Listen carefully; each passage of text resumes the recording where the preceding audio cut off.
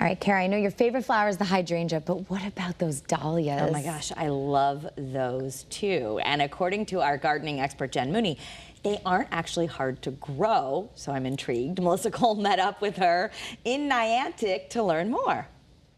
Hi everybody, we are in this gorgeous greenhouse in Niantic with Jen Mooney, who has freshly cut dahlias. Galore. It's the season. It is the season. Dahlias are everywhere. I'm sure you drive around, you see them in people's yards. It's really a gorgeous bounty of flowers. It's nice because they are going to be going for a little while longer.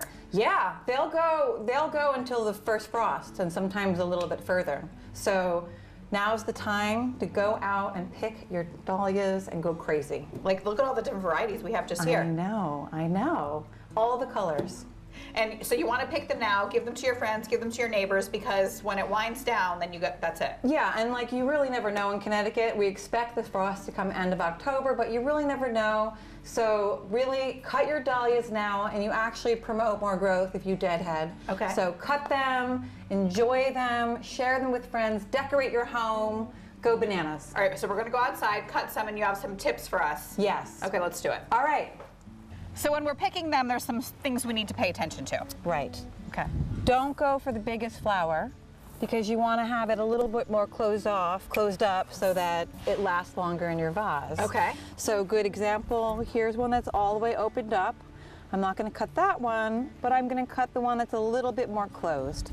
That way it's going to last a little bit longer in my arrangement. Okay, perfect. Look at these are like perfect flowers. It's a miracle, right? Yes. It's like I sometimes can't believe we can even grow things like this in Connecticut. It doesn't seem real. It doesn't seem real. It seems like you could only get these at a florist, yes, right? But they just keep growing and growing and growing as long as the conditions are good. It's really, I think it's maybe the most exciting flower for me personally as a gardener because of that. I love it. Yeah. Okay, Jen, what about that enormous one? Okay, I know this one looks like we really want it for our vase, but I think we should take this one because it hasn't opened yet. Okay. But I do want to cut this because I want to show you how big it is. It's massive. It's bigger than your head. Oh, it's so pretty. This is called a dinner plate, Dahlia. It's as big as your dinner plate. Yeah, as big as your dinner plate. So let's take we'll take this one. So this will actually open up and be big in the vase? Yeah. So this you'll bring that in, you'll put that in your arrangement, and it will open inside of your home. Amazing. More slowly. Yeah, I love that idea. Yeah. What about the ones that really haven't bloomed at all yet? I really like to add those to the bouquet. I like to add those to the arrangement because they will bloom, and they also look really cute. Yeah. So I like to actually include opened and unopened in my arrangements. Oh, I love it looks this. so pretty. It's coming along. It's so nice. You wore the right pants. I did. I planned it. So we need to start thinking about next year, though, right? Yeah.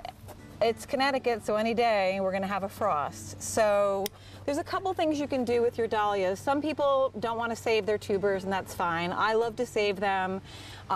So you can dig them up at the end of the season when the plant has died back, and I can tell you a little bit more about that. Basically, after the first frost, 2 weeks after that, you can take up your dahlia tubers. So one thing I do recommend, though, is before all of your flowers are gone, label your dahlia so you know what the tubers are, because the tubers are just going to look like little potatoes. So we're actually watching some video of you last year doing this process. Yeah. And then how do you store them for the winter? So after I've dug them up and let them dry off for a little bit, I put them in peat moss, and I keep them in a dark, dry basement, cool basement garage. And I keep an eye on them all winter long to make sure nothing gets too dry or too wet. And then they're ready for planting the next spring. So we plant them around May? Yeah, we plant them around May after we're done with the frost. Yeah. Again, it's all about frost. Yes. Dahlias don't like frost. And then plant them again and wait for them to bloom in June or July again. Amazing. I know. I love it. I'm taking these with me, okay? Yeah, and you know what? I can give you the tubers in the fall, and then you can plant those for yourself next year. I'm so excited. I know, it's exciting. Thanks, Jen. I mean, those dahlias are unbelievable. So beautiful. I love the dinner plate one. You could just put that on your dinner plate I and know, it would look so right? pretty. Speaking of dinner plates and flowers, still ahead on this Tuesday afternoon, become the ultimate host with the help of our friend Jessie Sierra Ross. Yeah, her new book, you're going to love it. Seasons Around the Table comes out later this month, and she's here to give us a sneak peek next. Love the tapescaping, getting some good ideas for Thanksgiving.